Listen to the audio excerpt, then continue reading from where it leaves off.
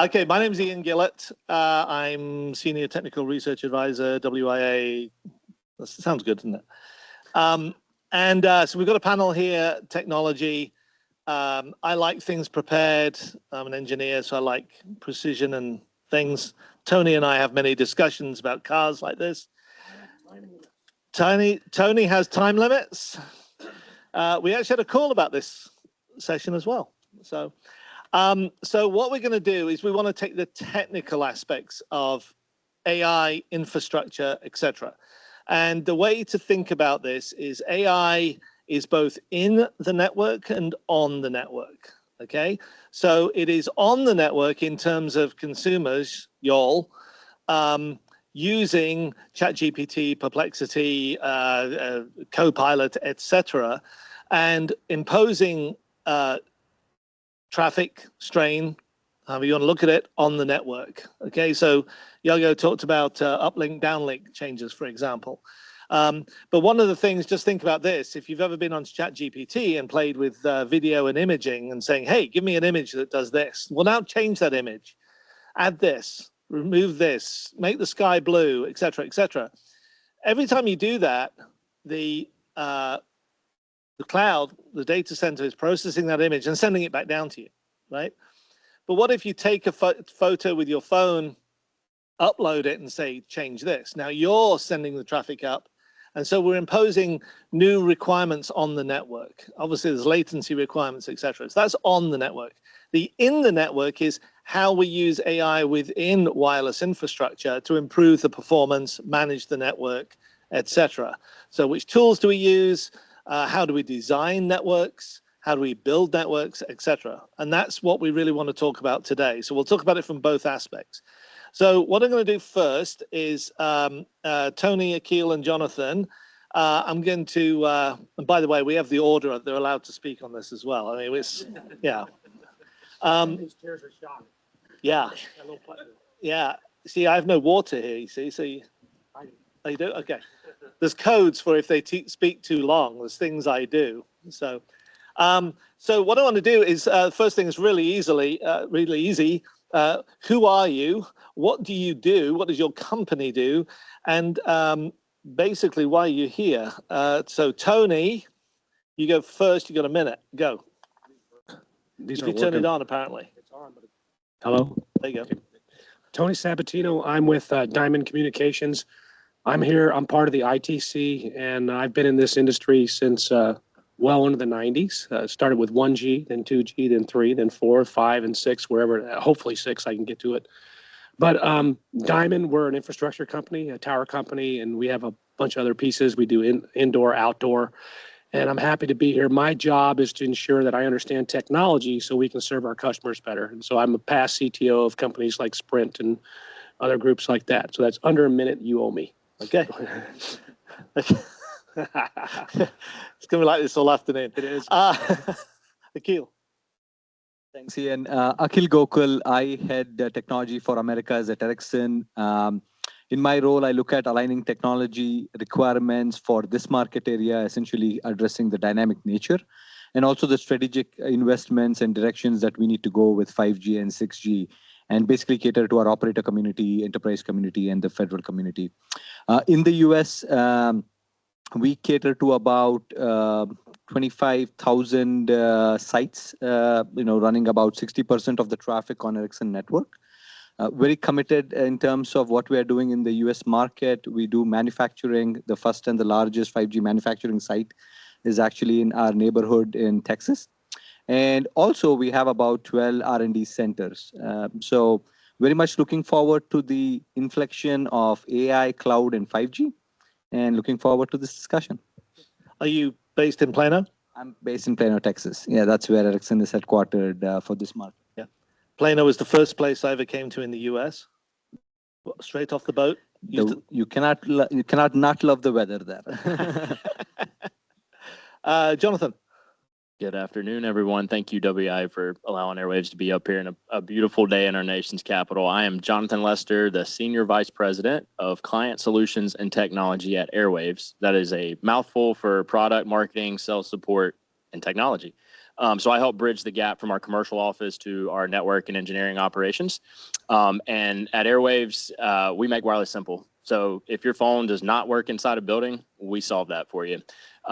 We deploy, own, operate, and deploy long-term partnerships with building owners. So we operate fiber deep networks inside buildings, primarily commercial real estate and healthcare. And then we layer on cellular and advanced technologies beyond that. We are based out of Charlotte, North Carolina, and that's all I got, under a minute. Okay, good. All right, so Akil, you get first on this one. Let's talk about that on the network question. So how is AI impacting the demand for networks and connectivity? What do you see from usage? You've got a bunch of networks, you've got base stations sitting out there. So what are you seeing today that AI is doing to the network, the impact it's having? No, if you look at what's driving the AI demand on the network, right? What is the kind of application ecosystem? You almost think about it in three lenses. What's driving from a consumer point of view? The usage that's coming from increase in the chatter because you're using chat GPT, more bidirectional kind of usage. If you take an example of how search was happening in the past versus search is happening now, search is much more immersive, right? You don't necessarily go to ChatGPT for just one question. You have follow-up questions. You're very much immersive. So that's one behavior that we're seeing that's changing the pattern. Is it changing the pattern and the dynamic as such today?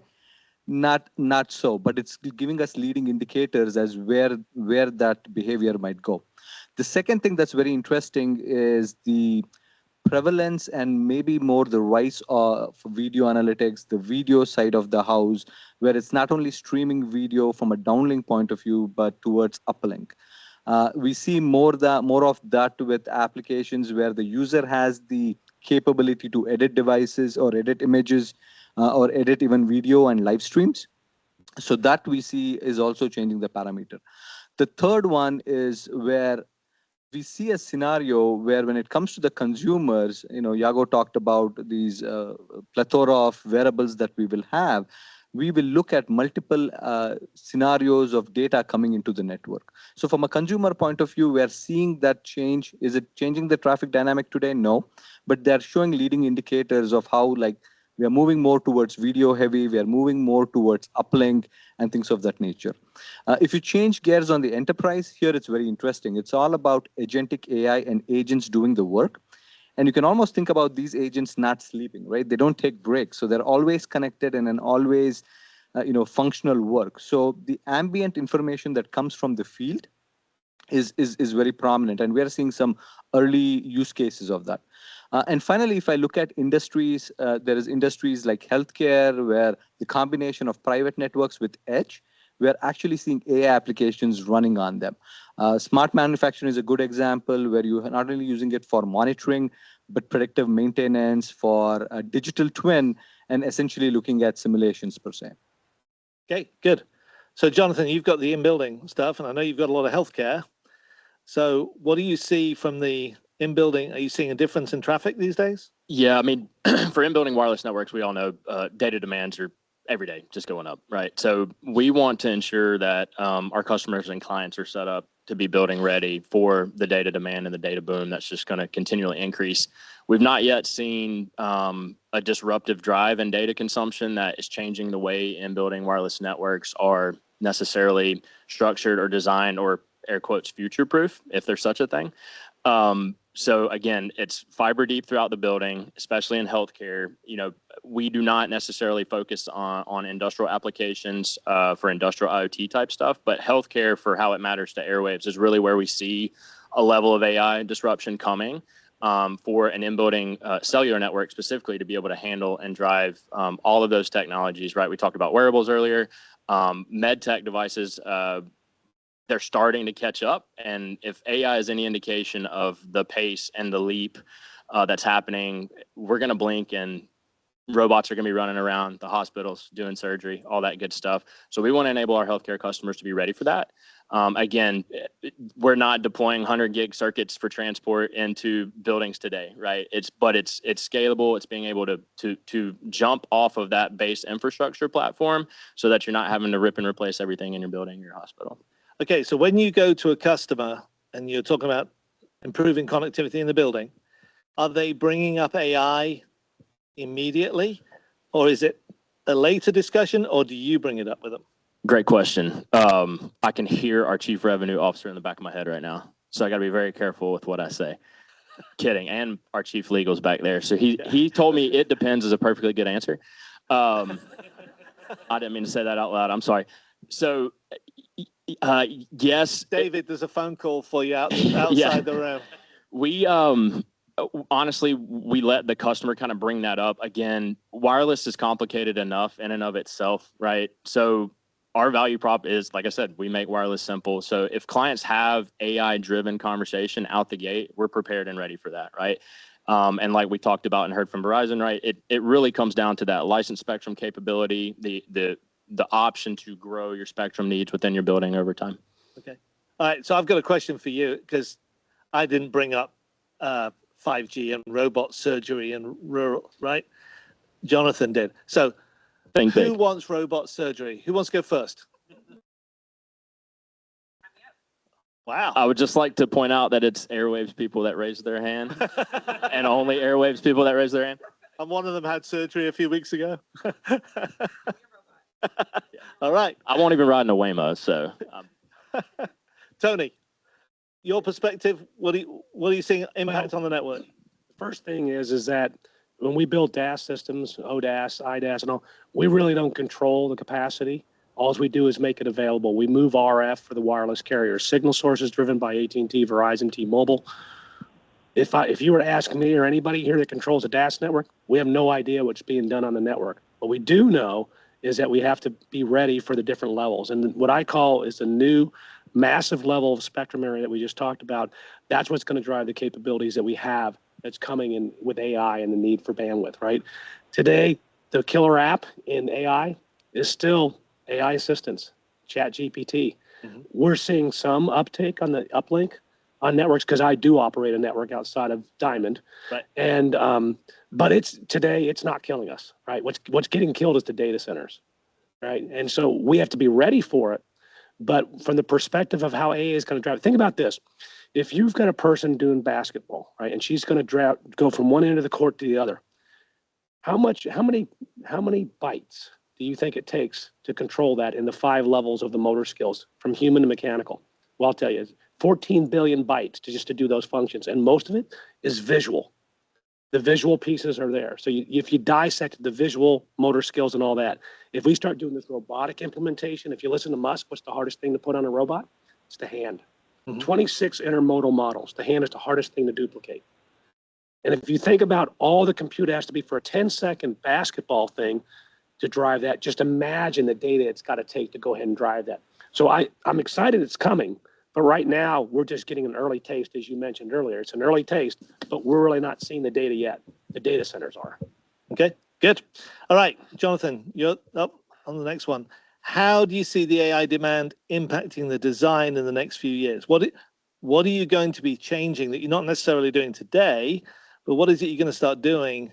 Because as Tony says, this is coming. Yeah, if it's not already here, right?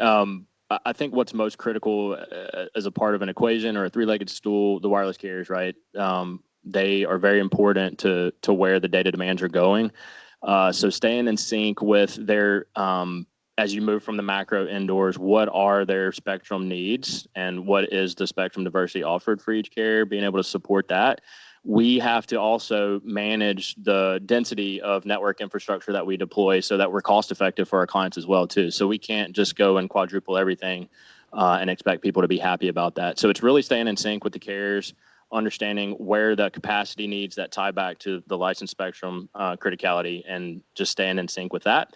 So right now, C-band is a hot topic. It's not necessarily a ubiquitous coverage play yet indoors, but as spectrum needs grow, it certainly will be. So we're starting to prepare and stay in sync with the carriers on 2.5 C-band, all the larger continuous chunks of spectrum that we talked about earlier. Okay. Is there a particular area of concern? Uplink, downlink's been mentioned. Latency a little bit. Is latency a bigger problem than uplink, downlink? Or? Yeah. I mean, and from our product set, right, it's really more of an infrastructure platform that we offer. As you talk about smart and advanced networks, multi-access edge compute has yet to really make its way on premise for healthcare, commercial real estate, and others. I think that's going to be critical if latency is the topic of discussion. And again, we enable building owners to be ready for that. Not tomorrow if that's not the need, but a year from now, 10 years from now, whatever it may be. But yes, it's moving to the edge. Okay, Tony. What are we going to start changing next? You said. Yeah. Well, I think actually Jonathan raises a good point. The workhorse for 5G and these evolutions of these AI driving applications for high utilization is going to be in that C-band. If you're T-Mobile 2.5 with the C-band capability, and as we'll tail in, there's again a discussion on spectrum.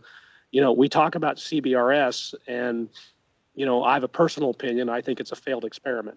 I think if you look at from the DoD spectrum that AT&T has, and you go all the way up to the 4.2, which is coming as part of the big beautiful bill in the 3.8 to 4.2, that's 700 megahertz of spectrum.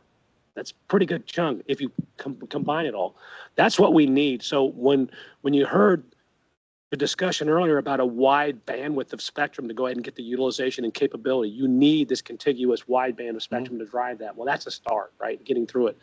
What we're finding in networks is, as you look through these capabilities of networks, it's really the idea of a lot of these indoor systems don't even have C-band or 2.5 today, and it's being ready for those and adapting them. And that's not just a simple add it. There's other things that have to be done because you have a higher frequency, lower capability. So there's going to be a lot more investment in those as carriers bring it in. Last thing is carriers aren't paying for it anymore. It's all clear. You can see it every time in their public reports. They're not paying for in-building solutions like they used to. If it's not an NFL stadium, it's going to be bought by the hospital or somebody else for most cases. Yeah. And I have to tell you, I was at an NFL stadium a couple of weeks ago, 49ers, and I was sending photos to several people in this room, and I had no problem sending, receiving. It was pretty good. I was pretty impressed. Yep. Because then I was somewhere else and I had absolutely no coverage whatsoever, and I can't remember where it was now. Oh, it was the airport. There you go. One of them I needed it, and one of them I didn't need it. So, Akil, what are you going to start doing to those networks? Yeah. And obviously you've got the hardware, you've got radios, right? So what's the next changes in radios you anticipate to deal with this increased demand? And I think if you look at the design construct, stadiums are a good example, right? Because you can use them to really figure out how extreme the network needs to behave and then plan accordingly. So if you talk about radios, it's really making sure that we have the capability with a larger spectrum coverage so you can take in both the uplink and the downlink traffic, and essentially think about concepts like duplex, like full duplex. But if I go back to the design constraints and design considerations that we need to keep in mind, uplink is definitely the most that we need to plan from a hardware point of view, from a software point of view. And even the lowest conservative estimates is like 20% uptake just because of AI application. And that CAGR over a 5-year period is almost like 98%, right? So even the most conservative estimates says that if you see that kind of projections, between 28 or 29, the current capacity will already be saturated. So everything that we do from a design constraint point of view is all like uplink first, because that paradigm in traffic, which is very downlink heavy now, is going to shift. Now, when it's going to shift and how it's going to shift, it's a little bit of TBD, but we need to prepare for that paradigm shift. The second thing is there's more need for computational capabilities towards the edge. We see that not only for bringing applications from our perspective like UPFs or distributed edge, but more can we look at things like sensing where you have to have the fusion of different sensors, and can that be done at the edge? Data, your AI is going to be only as good as the quality of the data and the single source of truth. So a lot of focus on bringing that data together where it's not garbage in, garbage out, right? So curating that data and housing it in a single place. And finally, we in Ericsson, we talk a lot about differentiated connectivity. AI applications drive very different needs than you and me. So should we think about a super lane for just AI applications so that way we can balance out the need for an always an application towards something that's very cyclical where we are waking up in the morning and sleeping in the night, right? So these are, I would say, the fundamentals, but all of them are being driven from how the device penetration will happen. So that last point is interesting. So do you see a slice for AI? Or are you saying AI, I'm sorry, you can only work between 10 and 6 a.m.? We absolutely see both, right? We see the need for slice in certain scenarios where you want to guarantee those SLAs. And when you know that it's not about the predictability of traffic, which is more, I would say, sustained as opposed to the cyclical nature, we definitely want to provide a slide. We want to guarantee it, and we want to make sure that the network and the infrastructure can cater to that slice. So think about a use case where your SLAs are being met in a consistent basis as opposed to utilizing uptime and downtime, right? On the other side, we want to actually be more effective in the way we want to use the downtime. So today we use technologies like sleeping, making the radio take micro sleeps, or shutting down certain part of the network.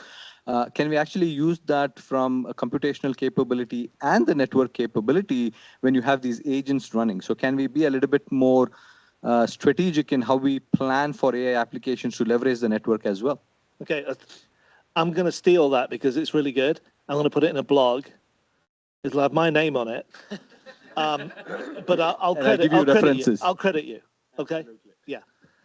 Can I? Or are you actually going to mention his name? No, I'll mention his name. I'm going to pay him. Can I add real quick just onto that? Just in terms of the network slicing concept and all that, again, with policy and spectrum, focus topics today, that is where those larger swaths of spectrum are going to be critically important. And the wireless carriers in the 4G to 5G transition, I mean, that's happening right now. It has been for several years. But each wireless carrier has a strategic initiative for network slicing opportunities, obviously in conjunction with Ericsson and the other RAN vendors. But we're starting to see that more and more in carrier conversations every day. Good. All right, Tony, you got the next one. Let's switch gears now. Okay. We talked about AI on the network. Let's talk about it in it, right? So what is it that you're doing today? The design, build, operate the networks, right? So it could be designing them. It could be scheduling work crews to go out to a tower, whatever it is. Yeah. What are you doing today that uses AI? I assume there's more coming, but any good examples? Well, first, as you look at a network, you have to drive it into 4 components, right? You have the design, the deployment, the optimization, and the maintenance of it, right? And so what's really, all the carriers have announced what they're doing here, and I have some firsthand knowledge of what's going on right now. And if you look at what's going on with the AI engines that are being built in these systems, and they've built their own AI engines before you guys come out with your AI RAN, finally, it's coming. But Nokia and Ericsson are on the AI RAN Alliance, so they're very informed on this. But what's important is think about what one carrier is doing. Is the United States is built into a hex system. Think of a honeycomb that's spaced across the whole United States. And each day, you heard the number of billions of points that's given on the network each day. Those systems go back and determine a geofence for you, and you. Everybody has their own individual system of performance, and they know how you're performing. So customer care agents start reacting to that, but also the network is being planned and designed for growth and capacity based on what they're seeing. Poor RSRP, poor SINAR, poor RSRQ, quality of service, all those things are being driven. I used to have thousands of engineers across the country doing these analytics each day. Wake up in the morning, get that data. Today, they're using systems where that information is in front of them. And as we start looking into the AI RAN and these energetic type systems, they actually don't go back and have the human energetic interface, but actually start making the decisions through these large language models. This is really compelling with smart beam antennas, forming, interference reductions, all those. So the decisions, we know today that networks are designed differently. For example, in Boston, they've got trees, they've got leaves, they have snow, versus West Texas, none of the above, right? And flatter. You're saying that we take that and we kind of blow it out to the nth degree, that there's micro decisions made on how the network is designed. Yeah, and so things like morphology, things like topology. Morphology is clutter and trees and buildings and all that. And then topology is how the terrain rolls, right? Denver's a lot different than Phoenix. I always loved building networks in Phoenix. It was real easy. They only give me 60 feet. I knew how far I had to go. Right. When we first started in this industry, how do we design cell sites? Why is it called a cell site? Well, we used to put an antenna up there, figure out, okay, this area, it's a honeycomb design on a USGS map. We place it. Then we got automated tools. Now, the tools are going to have their own models, their own learned language models with intelligent decisions, understanding this is where the interference is coming, this is how it models, this is how it drives. And by the way, we're no longer dealing with the foliage issues. leaves falling, leaves coming, which we're experiencing today. That's what's exciting about operating a network. I'm probably 20 years too late. Because that's been great. You got time yet? You got time. Jonathan, you go into a building, you go into a hospital, etc. How do AI tools play in it today? What do you see happening? Yeah, I mean, for the in-building space, kind of bookending what Tony was talking about from a design perspective, there's several industry standard RF design planning tools. Those are going to continue to advance over time, just to support, quicker, more efficient, better designs, and even bridging that gap with the wireless carriers. I mean, frankly, we have to ensure our networks meet and exceed their national RF requirements for in-building coverage. So that's a big part of it. And how AI can help with that is maybe do it quicker, but AI is not going to be able to change Verizon, AT&T, T-Mobile's mind yet, right? Until it gets to the next level, I guess. So we really want to support the carriers in that regard. And then on the operations side, just kind of at the other end of the bookshelf there, our network operations center, we're a very lean shop. So AI and just various AI software tools are going to allow us to be more human efficient, not replacing people, but force multipliers. And we're really trying to not only apply it to our networks, but apply it to our business. AI to airwaves means airwaves intelligence. And that's how can we be good stewards of AI for the business. And not only us benefit, but our clients benefit from that as well. Did you patent that term? Ian already took it. Oh, okay. I was going to say, Yeah. Who's getting the royalty? Yeah. You didn't get the release that you signed when you agreed to this panel? Huh? I don't know what I signed. Okay, Akhil, I'm going to put you on the spot a little bit because we hear about AI RAN and we hear about all the things the RAN could do, will do, should do. So what's it doing today what's being used within the RAN today on AI? Actually, all the core as well. You got the core as well. No, for sure, right? When we look at AI in the network, we essentially look at it across the portfolio. AI in the RAN, AI for the RAN, and then essentially how you look at it beyond the RAN as well for core and IT systems. So if you look at the RAN itself in terms of feature functions, we have built up features like AI native link adaptation for modulation and coding schemes. Here we are looking at almost 20% improvement in downlink traffic and downlink throughput, and about 10% increase in spectral efficiency. That's here and now today, right? We have done some field deployments. We have seen such improvements. And here, essentially what we have done is looking at our processor technology, leveraging cloud O-RAN technologies, where you can bring that capability of the processor technology or the processor needs by leveraging a COT server, right? So that's here and now today. Link adaptation is a very good example. In some scenarios, AI is also for RAN, right? It's not distributed, it's centralized. So here, if you look at the O-RAN ecosystem with SMO and RAPs, there's a very good RAP example that we're doing actually with a few of our lead customers, which is all about NSA traffic optimizer. So if you think about FR1 spectrum, FR2 spectrum, how do you load balance and ensure that you're more effectively deploying? There we are seeing 18% improvement in downlink throughput, right? So both link adaptation, traffic optimizer, those are use cases that are deployed or being deployed today. If you go beyond RAN, here a lot of use cases that we are seeing is about talking to your network, having a good understanding of moving from what's more reactive customer support to proactive customer support. We're also seeing scenarios of automating the network, right? How you translate a business intent to service intent, and then finally a resource intent. A good example that I can give you that's very real time is a scenario where we were doing with a broadcasting company, a live broadcasting company, where we brought in the benefits of private networks, edge computing, and AI together. So this is a scenario where you need to do live broadcasting. You have hundreds of cameras all wired.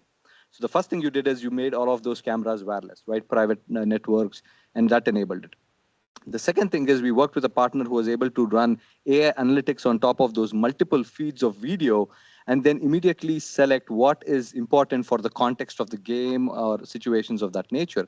So what you're doing at that moment is you are able to create what I call differentiated connectivity and uplink only slices for those specific cameras.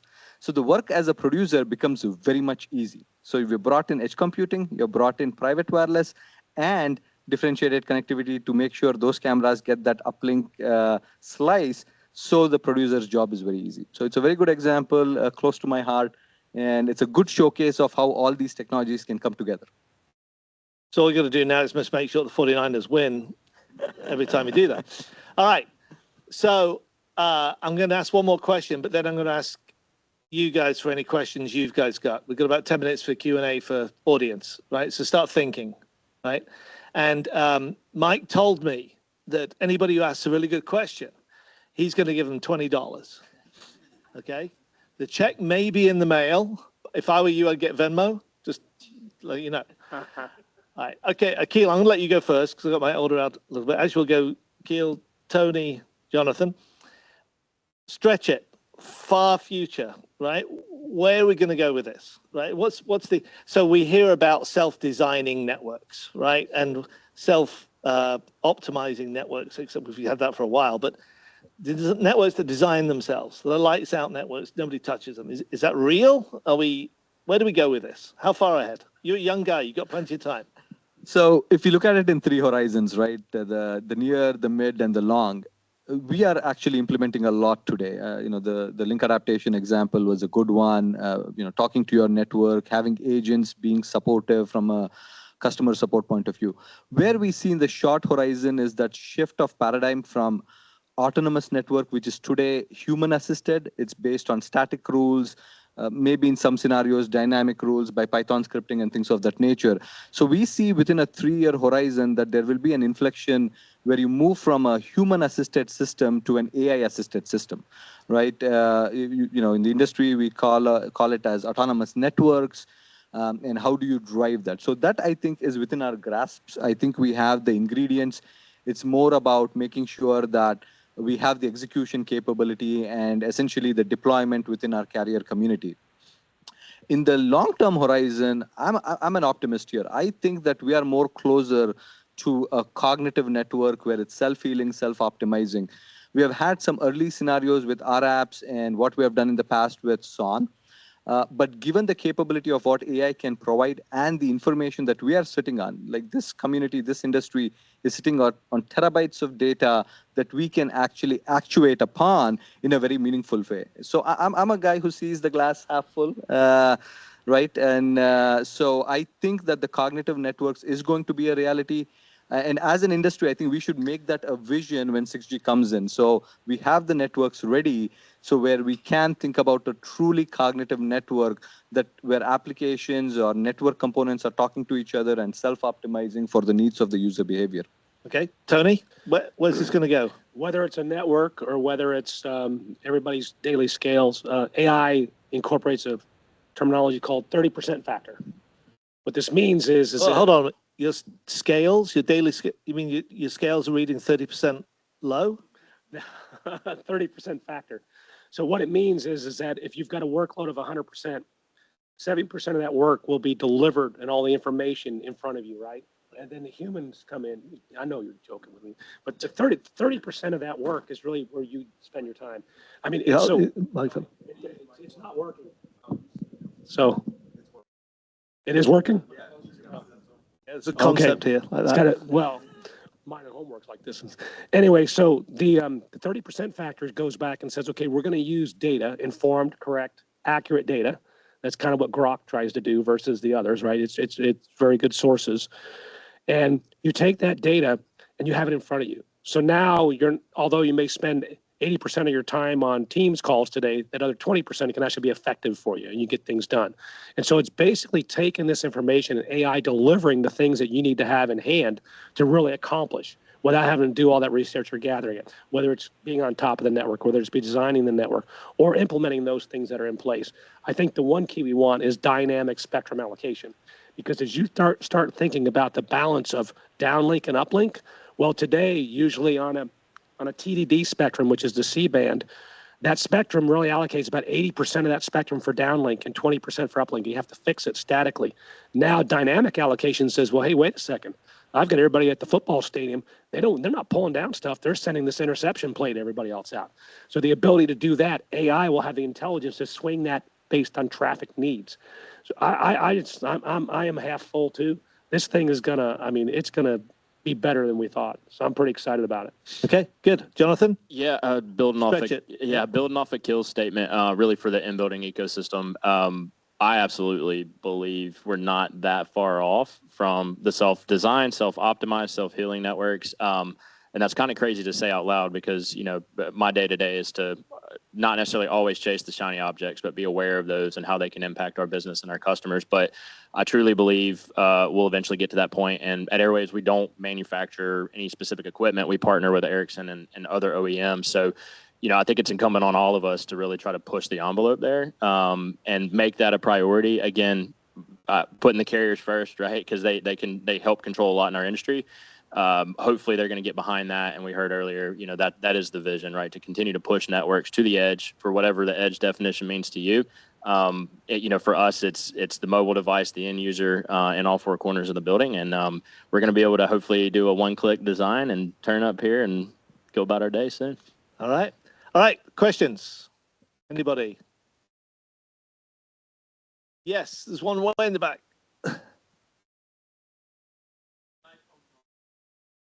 Oh, so Yago mentioned the iPhone moment, right? He didn't say when it was, like Tuesday at 3.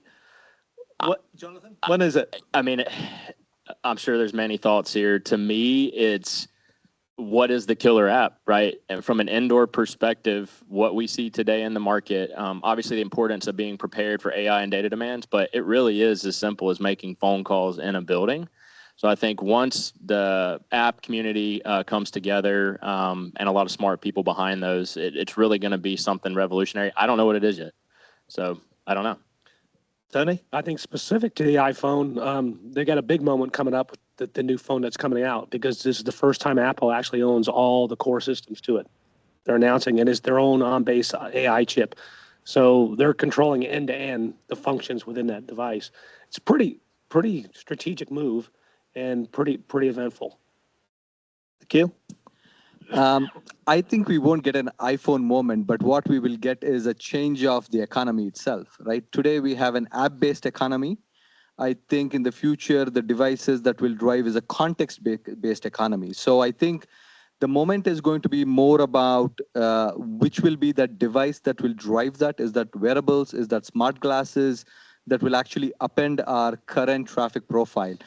You know, we can only guess, right? If I were to forecast, I think we are more closer to that than ever before.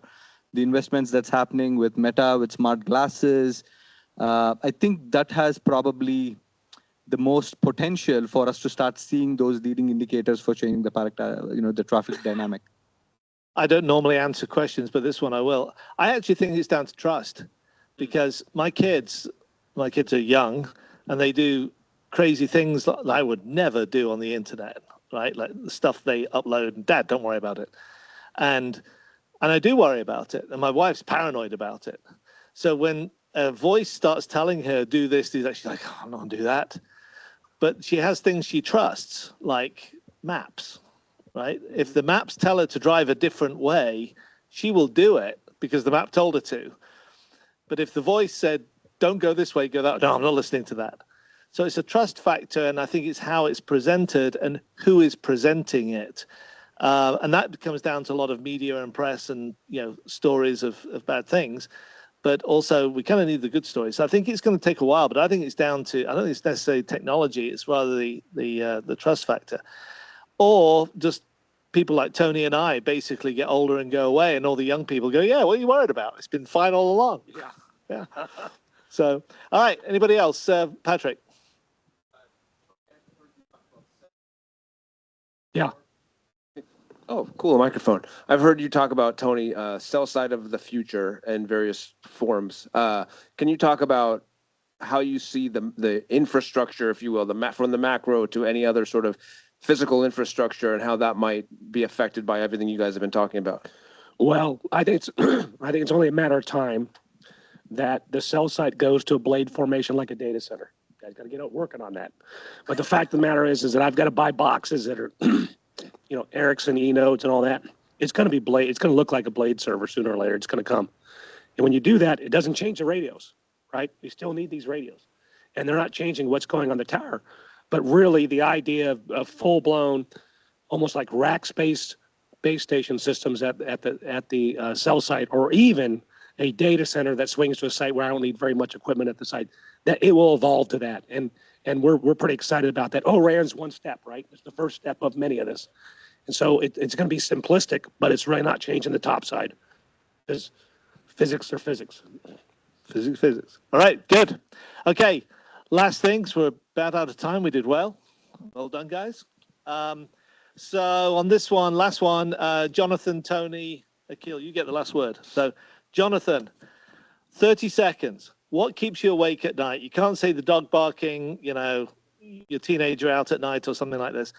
What is it that keeps you awake at night? We need to worry about in the industry.